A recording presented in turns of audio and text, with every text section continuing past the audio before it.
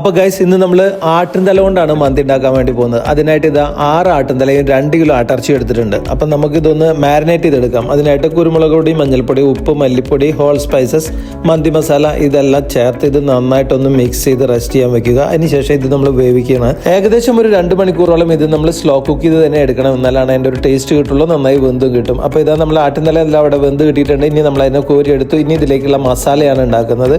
അപ്പോൾ അതിലേക്ക് നമ്മൾ സവാള, അതേപോലെ തന്നെ ഇഞ്ചി, പച്ചമുളക് ഇതെല്ലാം ചതച്ചത് ഇട്ട് നന്നായിട്ടൊന്ന് വഴറ്റിയെടുക്കുക. അതിലേക്ക് 2 മാഗി ക്യൂബ്സും ഉപ്പും ആഡ് ചെയ്യുക. ഒപ്പം തന്നെ തക്കാളി, ക്യാപ്സിക്കം, പച്ചമുളക് ഇതെല്ലാം കൂടി ചേർത്ത് നന്നായി വഴറ്റിയെടുത്ത് അത് ആട്ടിൻതലയിലേക്ക് ചേർക്കുക. ഇനി നമുക്ക് റൈസ് തയ്യാറാക്കിയെടുക്കാം. 1 കപ്പ് അരിക്ക് 1.5 കപ്പ് അളവിലാണ് വെള്ളം വെക്കേണ്ടത്. നമ്മൾ മട്ടൺ വേവിച്ച അതേ വെള്ളത്തിൽ തന്നെയാണ് ഇവിടെ റൈസും തയ്യാറാക്കിയെടുക്കുന്നത്. അപ്പോഴാണ് നമുക്ക് കറക്റ്റായിട്ട് അതിൻ്റെ ആ ഫ്ലേവർ കിട്ടുന്നത്. അപ്പോൾ ഇത് നമ്മളെ സംഭവം ഇവിടെ ഏറെക്കുറെ റെഡി ആയിട്ടുണ്ട്. ഇനി നമുക്കിതൊരു 15 to 20 മിനിറ്റ്സ് ഒന്ന് ദം ചെയ്തെടുക്കാം. അതിനുശേഷം നമുക്കിത് സെർവ് ചെയ്ത് തുടങ്ങാം. അപ്പോൾ ഗായ്സ്, ഇത് നല്ലൊരു അടിപൊളി ആട്ടിൻതല മന്തി ഇവിടെ റെഡി ആയിട്ടുണ്ട്. ഇനി ഇത് കണ്ടാൽ പലരും ചിലപ്പോൾ ചോദിക്കും, ഇത് കബ്സയല്ല, ഇത് മച്ചിബൂസ അല്ല ഗൈസ്, ഇത് മട്ടൻ തല മന്തി തന്നെയാണ്.